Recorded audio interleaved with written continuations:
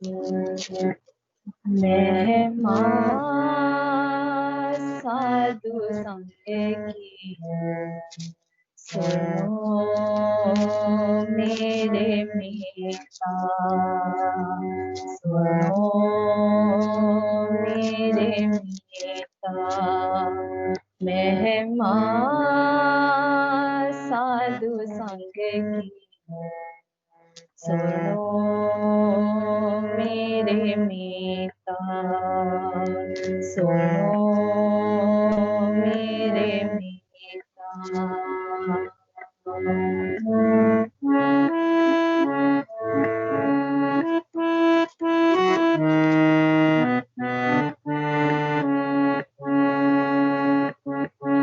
मैल खोई को ताग हरे, निर्मल पैचीता। मैल खोई को ताग हरे, निर्मल पैचीता। सुनो मेरे मीता, सुनो मेरे मीता, सुनो मेरे मीता, सुनो मेरे मीता। मेहमान साधु संग की सुनो मेरे मीता।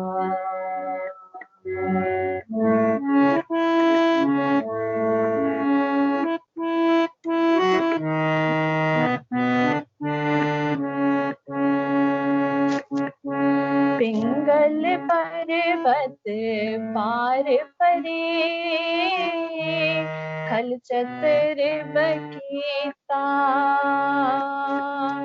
पिंगल पर्वत पार परे, खल चतर बकीता। अंधले त्रिपवन सूझया, गुरपेट पुनीता। अंधले त्रिपवन सूझया, गुरपेट पुनीता। सुनो मेरे मीता, सुनो मेरे मीता, सुनो मेरे मीता, सुनो मेरे मीता। मेहमान साधु संग की सुनो मेरे मीता।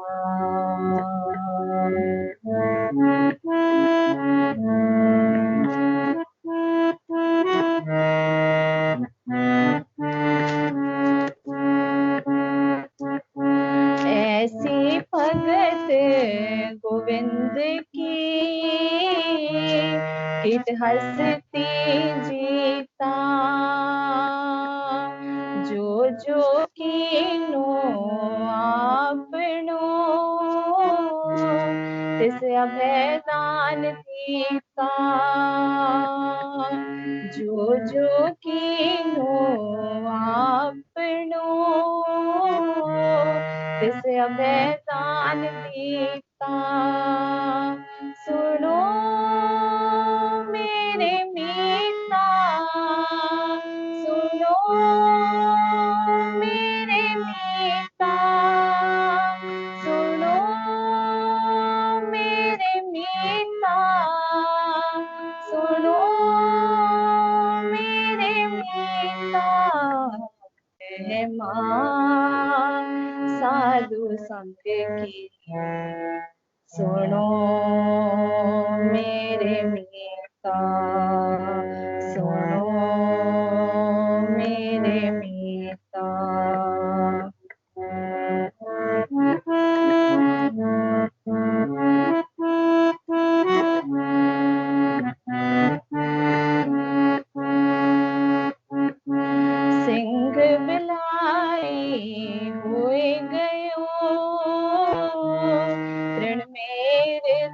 नीता श्रम करते डम आड को ते गनीत नीता श्रम करते डम आड को ते गनीत नीता सुनो मेरे मीता सुनो मेरे मीता सुनो मेरे मीता सुनो मेरे मीता माँ साधु संग की सुनो मेरे मीता सुनो मेरे मीता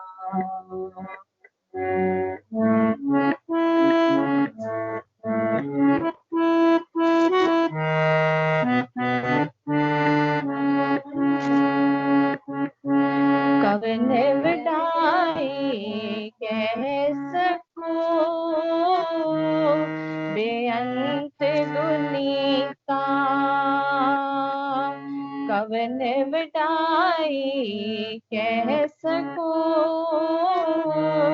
बेअंत गुनीता कर कृपा मोहे नाम देओ नानक दर सरीता सुनो मेरे मीता सुनो मेरे मीता सुनो मेरे मीता सुनो मेरे मीता है माँ साधु संग की सुनो मेरे मीता सुनो मेरे मीता सुनो मेरे मीता।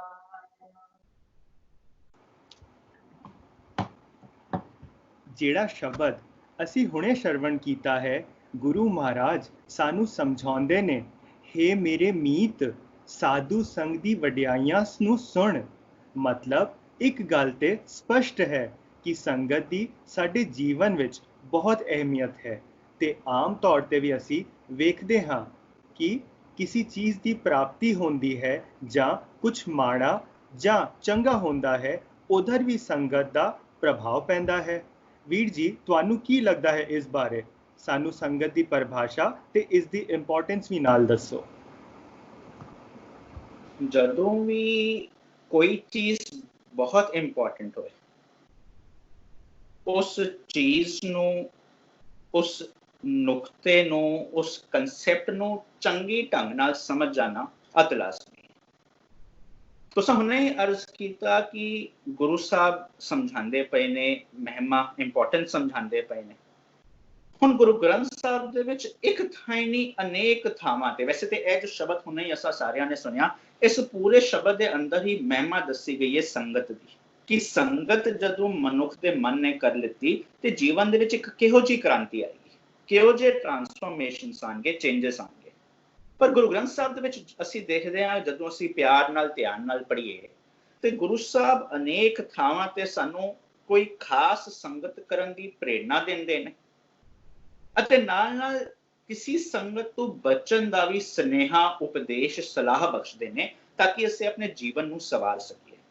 ਹੁਣ ਇਹਦੇ ਨਾਲ ਇੱਕ ਚੀਜ਼ ਤੇ ਬਿਲਕੁਲ ਸਪਸ਼ਟ ਹੋ ਜਾਂਦੀ ਹੈ ਕਿ ਸੰਗਤ ਦੀ ਸਾਡੇ ਜੀਵਨ ਦੇ ਵਿੱਚ ਕਿਤਨੀ ਅਹਿਮੀਅਤ ਕਿਤਨੀ ਇੰਪੋਰਟੈਂਸ। ਖੈਰ ਮੈਂ ਇੱਕ ਸਵਾਲ ਤੁਹਾਡੇ ਸਾਹਮਣੇ ਰੱਖਾਂ।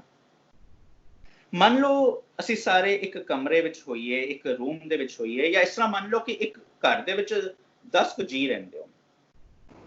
ਹੁਣ ਉਹ 10 ਜੀ ਤੰਦਰੁਸਤ ਨੇ ਬਿਮਾਰ ਨਹੀਂ ਨੇ। ਹੁਣ ਉਸ ਘਰ ਦੇ ਵਿੱਚ ਕੋਈ ਇਹੋ ਜਿਹਾ 11ਵਾਂ ਬੰਦਾ ਆ ਜਾਏ ਜਿਹੜਾ ਬਿਮਾਰ ਹੈ ਉਹਨੂੰ ਇਹੋ ਜਿਹੀ ਬਿਮਾਰੀ ਹੈ ਜਿਹੜੀ ਸਪਰੈਡ ਹੁੰਦੀ ਹੈ ਕੰਟੇਜੀਅਸ ਹੈ।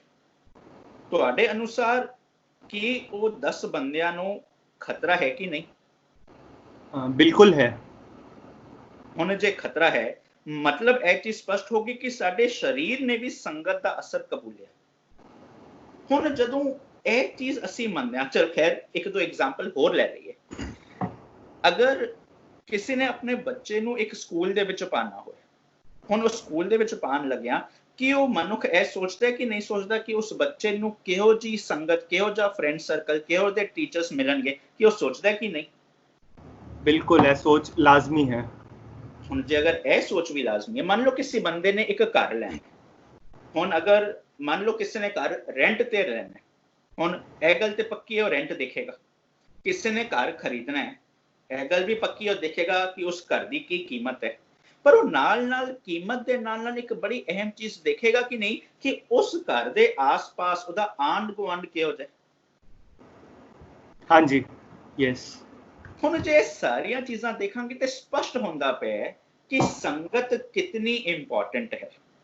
ਇਸ ਕਰਕੇ ਇਹ ਸਮਝਣਾ ਤਾਂ ਲਾਜ਼ਮੀ ਹੋ ਜਾਂਦਾ ਹੈ ਕਿ ਸੰਗਤ ਦਾ ਅਸਲ ਭਾਵ ਕੀ ਹੈ। ਕਿਉਂਕਿ ਇੱਕ ਕਹਾਵਤ ਵੀ ਬੜੀ ਪ੍ਰਚਲਿਤ ਹੈ ਨਾ, ਜੈਸੀ ਸੰਗਤ ਤੈਸੀ ਰੰਗਤ। ਮਤਲਬ ਸਪਸ਼ਟ ਹੋ ਜਾਂਦਾ ਹੈ ਕਿ ਜਿਹੋ ਜਿਹਾ ਮਨੁੱਖ ਸੰਗਤ ਕਰਦਾ ਹੈ ਉਹਦਾ ਅਸਰ ਉਹਦੇ ਮਨ ਤੇ ਆਉਂਦਾ ਹੈ, ਉਹਦੇ ਮਨ ਤੇ ਆ ਜਾਂਦਾ ਹੈ ਤੇ ਉਹ ਉਹਦੇ ਕਰਮਾਂ ਤੇ ਆਉਂਦਾ ਹੈ। ਤੇ ਸੰਗਤ ਦਾ ਅਸਰ ਕੇਵਲ ਮਨੁੱਖ ਦੇ ਜੀਵਨ ਤੱਕ ਨਹੀਂ ਟਿਕਿਆ ਰਹਿੰਦਾ, ਉਹਦਾ ਅਸਰ ਪੂਰੇ ਸਮਾਜ, ਸੁਸਾਇਟੀ ਦੇ ਵਿੱਚ ਪੈਂਦਾ ਹੈ।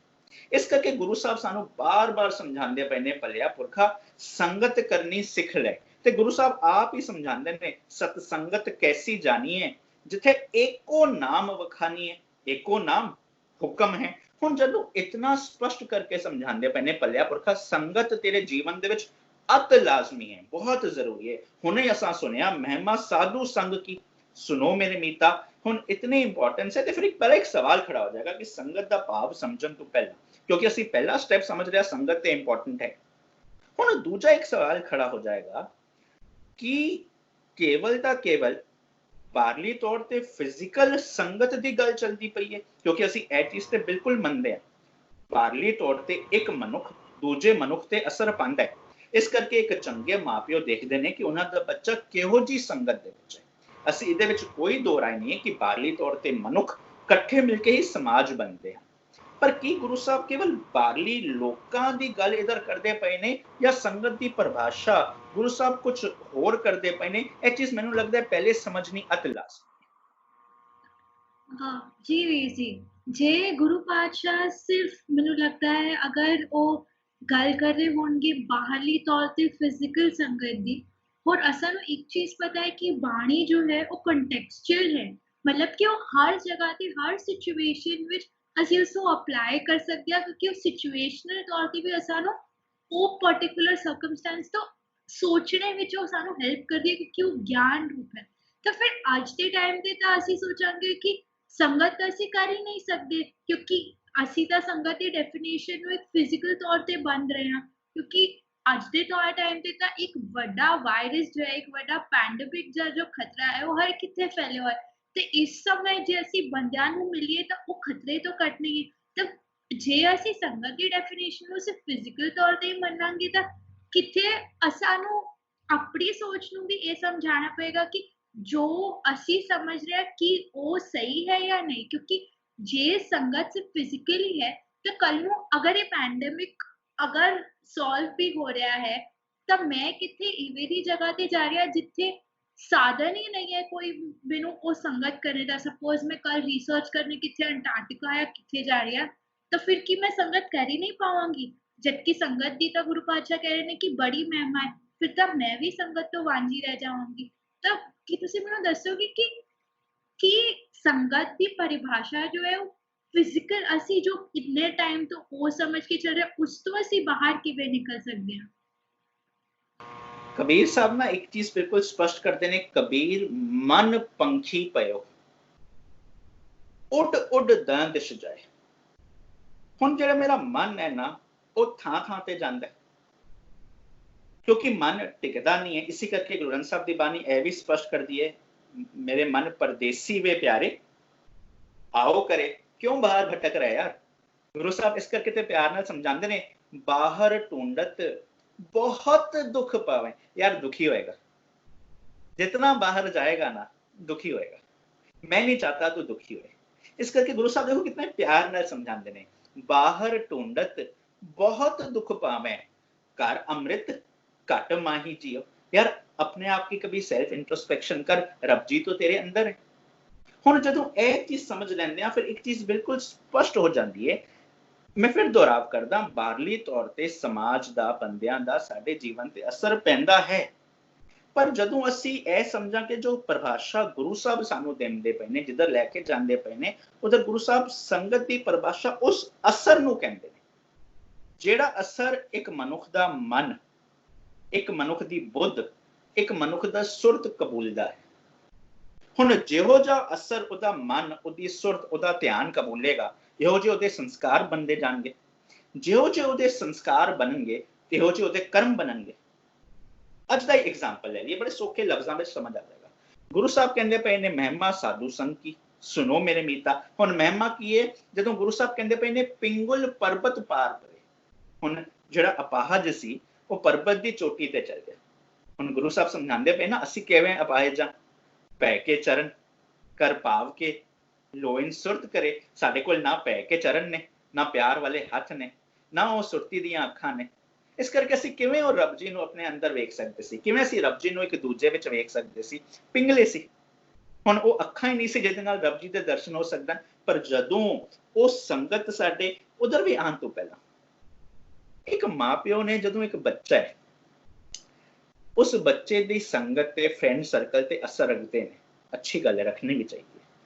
ਜਿਵੇਂ ਜਿਵੇਂ ਉਹ ਬੱਚਾ ਵੱਡਾ ਹੋਏਗਾ, ਮੰਨ ਲਓ ਕਾਲਜ ਵਿੱਚ ਜਾਏਗਾ, ਕਿ ਉਹ ਜਿਸ ਨਾਲ ਬੈਠਦਾ ਹੈ, ਆਪਣੇ ਮੋਬਾਈਲ ਫੋਨ ਤੇ ਉਹ ਕੀ ਦੇਖਦਾ ਹੈ, ਕਿਹਦੇ ਨਾਲ ਗੱਲ ਕਰਦਾ ਹੈ, ਟੀਵੀ ਤੇ ਕੀ ਦੇਖਦਾ ਹੈ, ਕੀ ਨਹੀਂ ਦੇਖਦਾ, ਇੰਟਰਨੈਟ ਦਾ ਉਹ ਕਿਵੇਂ ਯੂਜ਼ ਕਰਦਾ ਹੈ, ਕਿ ਹਰ ਚੀਜ਼ ਤੇ ਧਿਆਨ ਰੱਖਿਆ ਜਾ ਸਕਦਾ ਤੇ ਰੱਖਣਾ ਚਾਹੀਦਾ ਵੀ ਨਹੀਂ ਹੈ।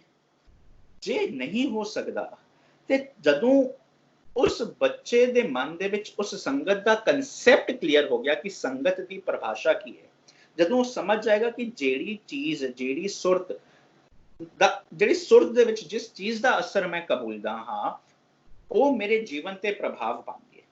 ਇਸ ਕਰਕੇ ਜਦੋਂ ਉਹ ਸਮਝ ਪੈ ਜਾਏਗਾ, ਉਹ ਆਪ ਗਲਤ ਥਾਂ ਤੇ ਨਹੀਂ ਜਾਏਗਾ। ਸਮਝ ਆਉਂਦੀ ਵੀ ਇਹ ਗੱਲ? ਜਦੋਂ ਇੱਕ ਬੱਚਾ ਜਾਂ ਇੱਕ ਮਨੁੱਖ ਸਮਝ ਜਾਏ ਕਿ ਇਸ ਚੀਜ਼ ਦਾ ਨੈਗੇਟਿਵ ਇੰਪੈਕਟ ਮੇਰੇ ਜੀਵਨ ਦੇ ਵਿੱਚ ਪਏਗਾ, ਇਸ ਕਰਕੇ ਇਸ ਚੀਜ਼ ਦਾ ਸੰਗ ਨਹੀਂ ਕਰਨਾ। ਬੱਚੇ ਨੂੰ ਸਮਝਣਾ ਨਾ, ਡੋਂਟ ਟੱਚ ਦ ਫਾਇਰ। ਹੁਣ ਉਹਦੇ ਦਿਮਾਗ ਵਿੱਚ ਪੈ ਗਿਆ, ਅੱਗ ਦਾ ਮੈਂ ਸੰਗ ਕਰਾਂਗਾ, ਹੱਥ ਲਾਵਾਂਗਾ, ਮੇਰਾ ਹੱਥ ਜਲ ਜਾਏਗਾ। ਜਦੋਂ ਇਹ ਚੀਜ਼ ਉਹਦੇ ਅਸਰ ਦਿਮਾਗ ਵਿੱਚ ਆ ਜਾਏਗੀ, ਉਹ ਆਪ ਗਲਤ ਜਗ੍ਹਾ ਤੇ ਨਹੀਂ ਜਾਏਗਾ। ਮੰਨ ਲਓ ਕਿਸੇ ਜਗ੍ਹਾ ਤੇ ਇਹੋ ਜਿਹਾ ਚਲਾ ਗਿਆ, ਮੰਨ ਲਓ ਸਾਨੂੰ ਕਿਸੇ ਮੀਟਿੰਗ ਦੇ ਵਿੱਚ ਇਹੋ ਜਿਹੀ ਜਗ੍ਹਾ ਜਾਣਾ ਪੈ ਜਾਏ ਜਿਸ ਜਗ੍ਹਾ ਦੇ ਨਾਲ ਅਸੀਂ ਸਹਿਮੀਅਤ ਨਹੀਂ ਆ। ਉੱਥੇ ਮੰਨ ਲਓ ਲੋਕ ਸ਼ਰਾਬਾਂ ਪੀਂਦੇ ਪਏ ਨੇ, ਅਸੀਂ ਨਹੀਂ ਪੀਂਦੇ, ਸਾਨੂੰ ਉਹ ਚੀਜ਼ ਨਹੀਂ ਪਸੰਦ, ਜਾਣਾ ਪੈ ਗਿਆ। ਪਰ ਜਦੋਂ ਮਨੁੱਖ ਨੇ ਸਤ ਦਾ ਸੰਗ ਕੀਤਾ ਹੋਏਗਾ ਨਾ, ਮਨੁੱਖ ਉਸ ਜਗ੍ਹਾ ਤੇ ਬੈਠਾ ਹੋਇਆ ਪਰ ਉਹ ਅਸਰ ਨਹੀਂ ਕਬੂਲੇਗਾ।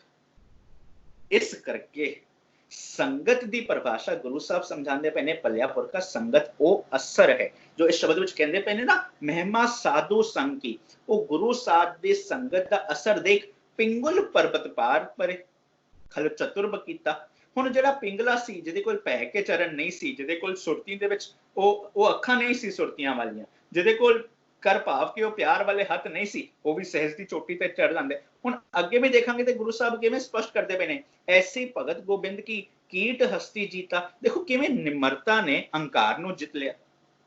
ਹੁਣ ਨਿਮਰਤਾ ਅਹੰਕਾਰ ਨੂੰ ਕਿਵੇਂ ਜਿੱਤ ਸਕੇਗੀ? ਜਦੋਂ ਉਹਦੇ ਧਿਆਨ ਨੇ, ਉਹਦੀ ਸੁਰਤ ਨੇ ਸੱਚ ਦਾ ਸੰਗਤ ਕਰ ਲਿਆ ਹੋਇਆ।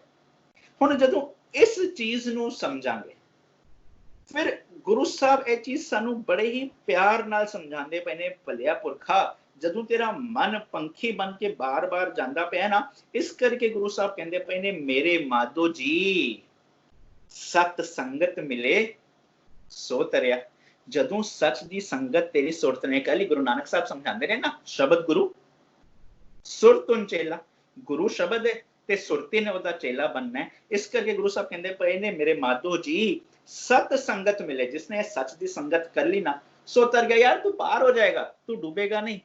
ਕਿਉਂ? ਕਿਉਂਕਿ ਗੁਰ ਪ੍ਰਸਾਦ, ਗੁਰੂ ਦੀ ਕਿਰਪਾ ਦੇ ਨਾਲ ਪਰਮ ਪਦ ਪਾਇਆ, ਸੂਕੇ ਕਾਸ਼ਟ ਹਰਿਆ। ਤੇਰਾ ਜੀਵਨ ਜੋ ਸੁੱਕਿਆ ਪਿਆ ਸੀ ਨਾ, ਕਦੀ ਤੂੰ ਕਬਹੂ ਜੀੜਾ ਊਬ ਚੜਤ ਹੈ, ਕਬਹੂ ਜਾਏ प्याले, लोभी जीड़ा थिर ना रहते, तू स्टेबल नहीं हो रहा था, तेरे जीवन में हरियावल, तेरे जीवन में खेड़ा आ जाएगा। गुरु साहब हमको समझा रहे हैं वो भलिया पुरखा।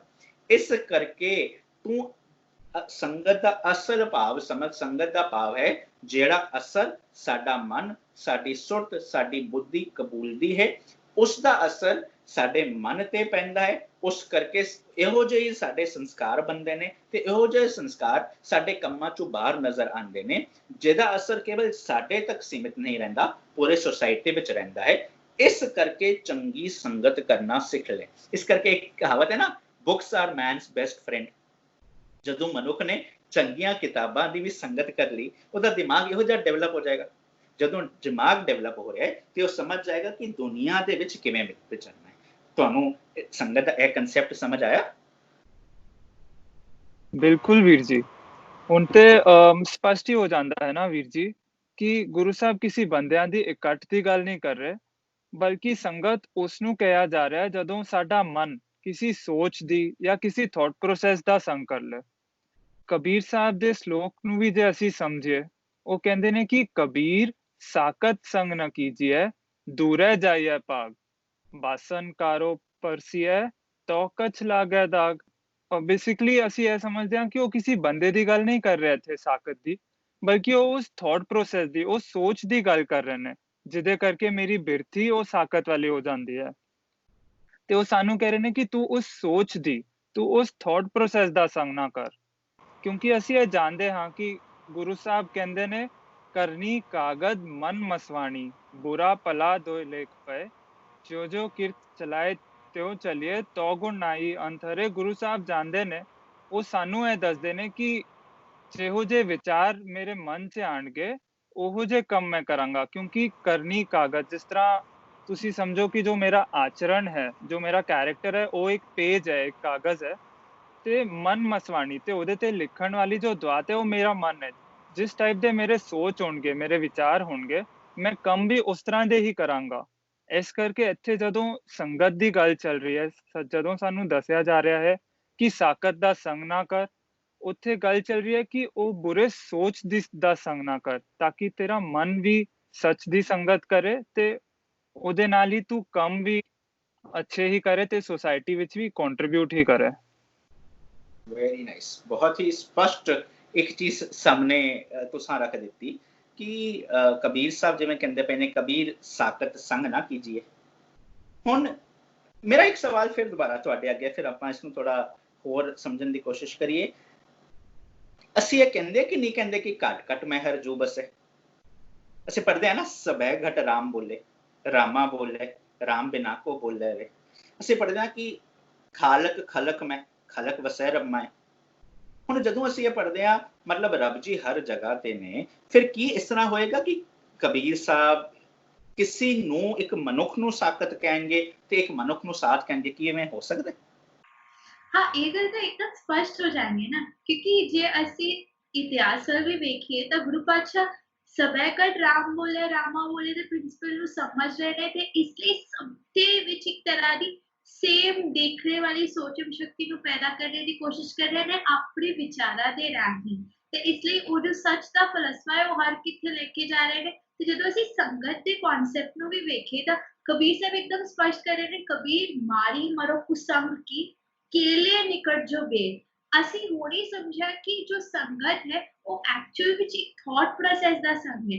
ਇਸ ਲਈ ਜੇ ਅਸੀਂ ਬੁਰੇ ਥਾਟ ਪ੍ਰੋਸੈਸ ਨਾਲ ਆਪਣੇ ਆਪ ਨੂੰ ਜੋੜਾਂਗੇ ਤਾਂ ਸਾਡੀ ਹਾਲਤ ਵੀ ਉਹ ਬੇਰੀ ਵਾਂਗ, ਉਹ ਕੇਲੇ ਦੇ ਝਾੜ ਤੇ ਉਹ ਬੇਰੀ ਵਾਂਗ ਹੀ ਹੋ ਜਾਏਗੀ ਕਿ ਜਿਵੇਂ ਉਹ ਬੇਰੀ ਜੋ ਹੁੰਦੀ ਹੈ ਉਹ ਕੇਲੇ ਦੇ ਝਾੜ ਨੂੰ ਇੱਕਦਮ ਚੂਲ ਚੂਲ ਕੇ ਚੀਰ ਦਿੰਦੀ ਹੈ, ਉਸ ਤਰ੍ਹਾਂ ਦੀ ਉਹ ਵਿਕਾਰ ਜੋ ਨੇ ਉਹ ਜੋ बुरी संगत है वो सानू एकदम ही चीर देगी। क्योंकि इत्थे गल पूरी जो है वो हो रही है थॉट प्रोसेस दी, ना कि फिजिकल तौर ते संगत दी। इसलिए गुरु पातशाह ने वो साकत भी जो है ना वो किसी बंदे नु नहीं, एक थॉट प्रोसेस नु ही कह रहे हैं।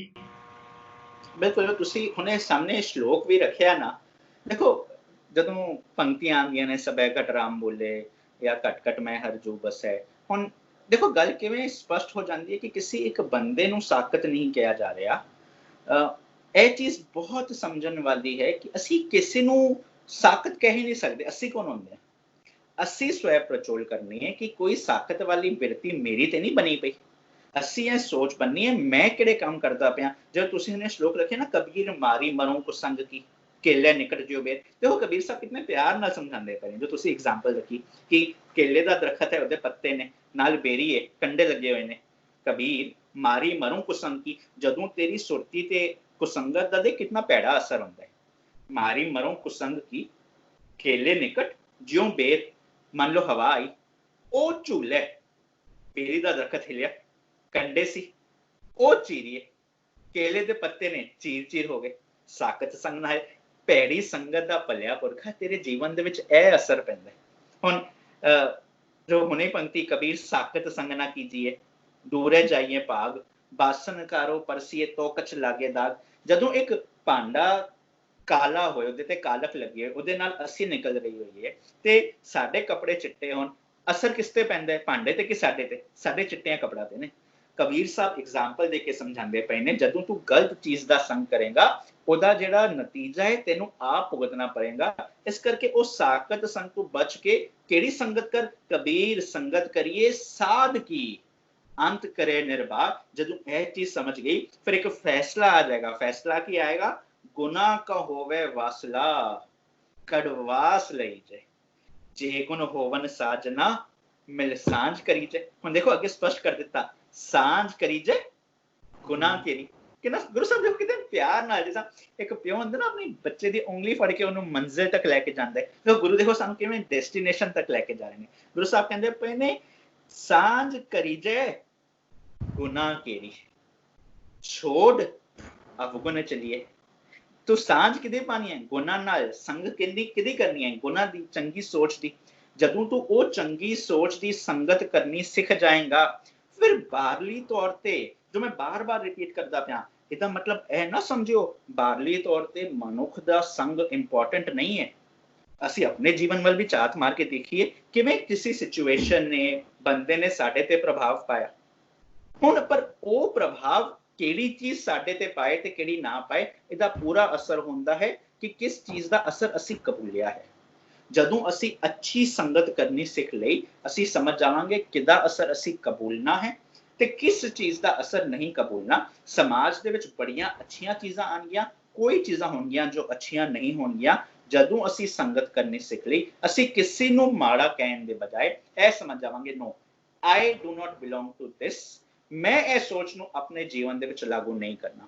ਦੁਨੀਆ ਵਿਆਹਾਂ ਦੇ ਵਿੱਚ ਕਈ ਲੱਖਾਂ ਕਈ ਕਰੋੜ ਖਰਚਦੀ ਪਈ ਹੈ, ਮੈਂ ਉਸ ਸੰਗਤ ਦੇ ਵਿੱਚ ਫਸ ਕੇ ਮੈਂ ਉਹ ਕੰਮ ਨਹੀਂ ਕਰਨਾ। ਮੈਂ ਸਾਦੀ ਜ਼ਿੰਦਗੀ ਜੀਣਾ ਸਿਖਾਣੀ ਹੈ। ਸੰਗਤ ਕਬੂਲ ਕਰ ਲਈ ਨਾ।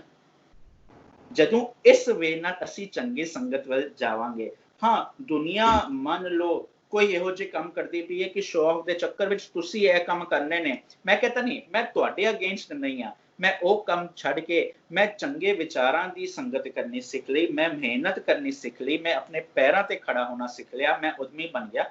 ਉਸ ਨੂੰ ਕਹਿੰਦੇ ਨੇ ਇਹ ਵਾਲੀ ਸੰਗਤ ਕਰ।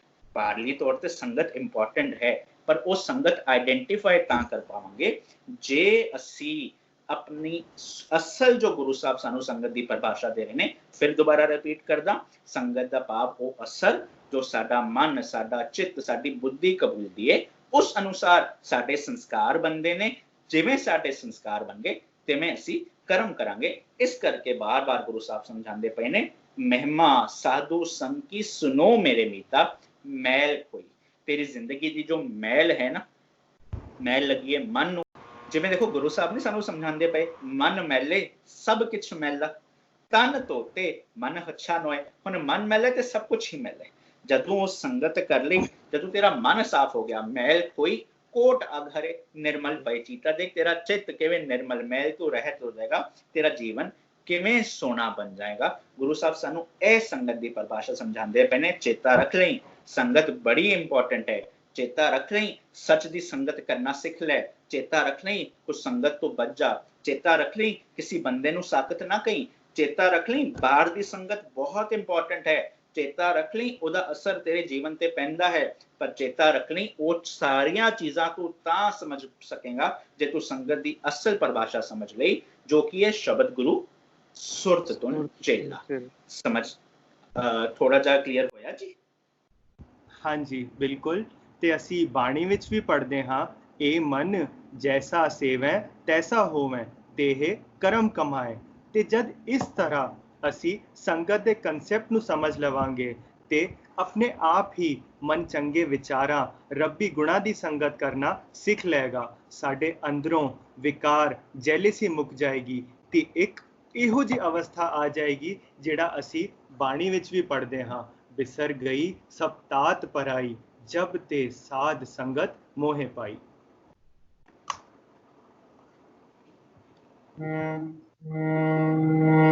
बिसर गई सब तात पराई, बिसर गई सब तात पराई, जब ते साध संगत मोहे पाई, जब ते साध संगत मोहे पाई, बिसर गई सब तात पराई।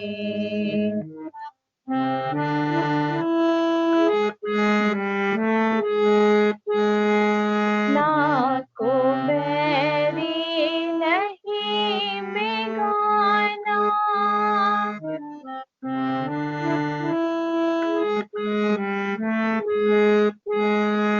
ना को बैरी नहीं बेगाना, सगले संग हमको बने आई, सगले संग हमको बने आई, सगले संग हमको बने आई, बिसर गई सब तात पराई।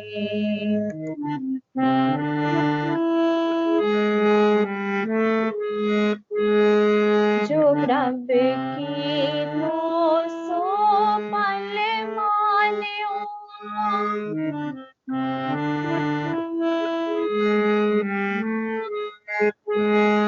जो प्रभ की नो सो पल मान्यो, एहि सुमत साधु ते पाई, एहि सुमत साधु ते पाई, एहि सुमत साधु ते पाई, बिसर गई सब तात पराई।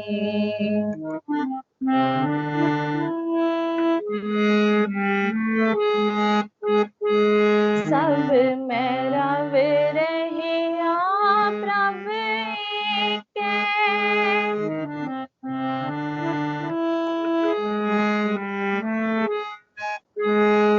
सब में रव रहिया प्रभ एकै, पेख पेख नानक बिग साई, पेख पेख नानक बिग साई, पेख पेख नानक बिग साई, बिसर गई सब तात पराई, बिसर गई सब तात पराई, बिसर गई सब तात पराई। वाहिगुरु जी का खालसा, वाहिगुरु जी की फतेह।